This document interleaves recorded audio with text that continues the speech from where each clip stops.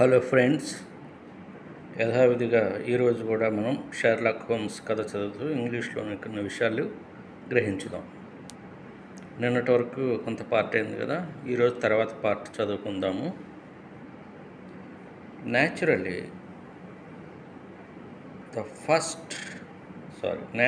The coach man's first thought, ఆ coach man మొట్టమొదట అనుకున్నాడు ఏంటి, and finding that he could do nothing for his master అంటే యజమాని తెలుసు కదా, ఆ మాస్టర్ కోసం నేను చేసేది ఏం లేదు అనుకున్నాడు ఫస్ట్. కానీ was to open the door open చేయటం అలాంటిది తప్ప. But here an unexpected and singular difficulty presented itself. ఒకే ఒక కష్టం ఇక్కడ కనపడుతుంది. ఏంటి? The key was not in the inner side of the door. లోపలికి వెళ్తే అక్కడ కీ కనపడలేదు. Nor could be find it anywhere in the రూమ్లోకి వెళ్తే రూమ్లో కూడా ఎక్కడా కూడా కనపడలేదు ఆ key. He went out again, therefore, through the విండోలోంచి వెళ్ళాడు, చూశాడు మళ్ళీ. And having obtained the help of A police man యొక్క హెల్ప్ అదని తీసుకున్నాడు. And of A medical man, మరి మెడికల్కి సంబంధించినటువంటి వాళ్ళ హెల్ప్ తీసుకున్నాడు. హీ రిటర్న్ అయ్యాడు మళ్ళీ. The lady against whom naturally the strongest suspicion అంటే బలమైనటువంటి అనుమానం వస్తూ ఉంది కదా ఆ మిస్సెస్ బార్క్లే మీద. ఆమె ఏం చేస్తుంది ఇప్పుడు? Was remove to her room, ఆ రూమ్కి వెళ్ళిపోయింది ఇప్పుడు. Still in a state of insensibility, ఇప్పటికీ ఆమె ఇన్సెన్సిబిలిటీ అంటే ఆమె సోయలో లేదు అన్నట్టుగా చెప్తున్నాడు. ఇన్సెన్సిబిలిటీ అంటే ఇక్కడ అర్థం not in her senses. The colonel's body was then placed upon the sofa. Colonel గారి బాడీని మొత్తానికైతే సోఫా మీద పెట్టారు. And a careful examination made of the scene of the tragedy. ఆ ట్రాజెడీ సీన్ జరిగింది కదా, ట్రాజెడీ సీన్, అదంతా చాలా క్లోజ్గా ఎగ్జామినేషన్ చేశారు. యువతల పేజీలోకి వచ్చేద్దాం.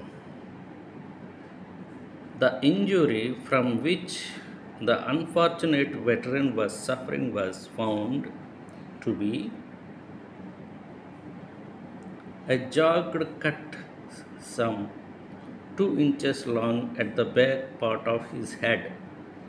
అతని హెడ్ వెనకాలన్నమాట 2 inches మేర జాగ్డ్ కట్ అంటే చూడండి, జాగ్డ్ కట్ అంటే జిగ్జాగ్ అనమాట, దెబ్బ తగిలింది, బలమైన దెబ్బ. Which had evidently been caused by a violent blow, చాలా హింసాత్మకంగా ఎవరో కొట్టినట్టుగా, వైలెంట్ బ్లో, గట్టి దెబ్బ అనమాట, హింసాత్మకమైన దెబ్బ. ఫ్రమ్ ఏ బ్లంట్ వెపన్, ఒక బ్లంట్ వెపన్తో కొట్టినట్టుగా ఉంది, ఒక ముద్దైనటువంటి వెపన్ అంటారు కదా అలాంటిది. Nor was it difficult to guess what that weapon may have been. ఆ వెపన్ ఏంటనేది కనుక్కోవడం చాలా కష్టంగానే ఉంది, గెస్ చేయటం. Upon the floor close to the body was lying a singular club of hard carved wood with a bone హ్యాండిల్తో అంటే ఎముకతో చేసిన హ్యాండిల్తో ఒక వుడ్తో చెక్కినటువంటి ఒక ఆయుధం లాంటిది ఉందన్నమాట. అలాంటివి సేకరించడం ఆయనకు అలవాటు. సరే, ముందు వస్తుంది. The colonel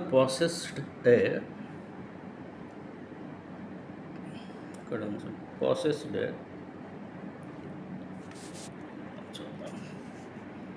varied collection of weapons. రకరకాల కలెక్షన్స్ ఉన్నాయి ఇలాంటి ఆయుధాలకు సంబంధించినవి ఆ చనిపోయిన ఆయన దగ్గర. బ్రాట్ ఫ్రమ్ డిఫరెంట్ కంట్రీస్, రకరకాల కంట్రీస్ నుంచి తెచ్చాడు ఆయన. ఇన్ విచ్ ఈ హ్యాడ్ ఫౌట్, అతను ఫైట్ చేసిన కంట్రీస్ నుంచి.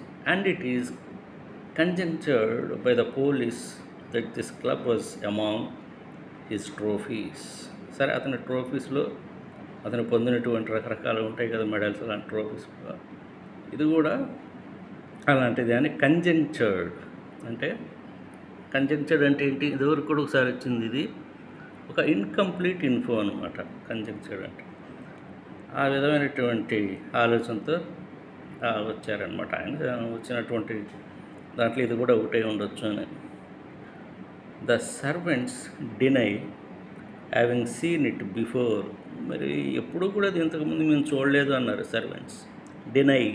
డినై అంటే నిరాకరించటం అన్నమాట. But among the numerous curiosities in the house it is possible that it may have been overlooked, లేకపోతే ఓవర్లుక్ చేసి ఉండొచ్చు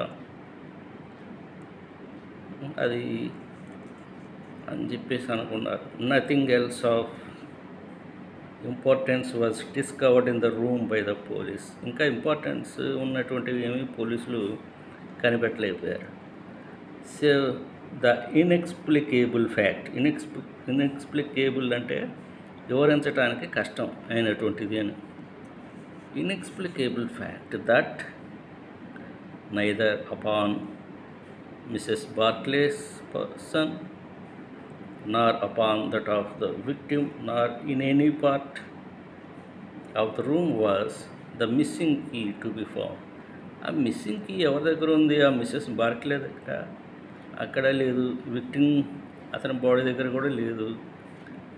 the door had eventually to be open, మొత్తానికి డోరు అతని నుంచి ఓపెన్ చేయడానికి by a locksmith from Aldershot నుంచి ఆ లాక్స్ తీసేయన్ని పిలిపించి ఆ పని చేయవలసింది. అదనమాట ఈ రోజుకి. మరి ఇది మీకు నచ్చినట్టయితే మీ ఫ్రెండ్స్కి షేర్ చేయండి, నేను లైక్ చేయండి, అలాగే సబ్స్క్రైబ్ చేయండి ఈ ఛానల్ని. Thank you very much.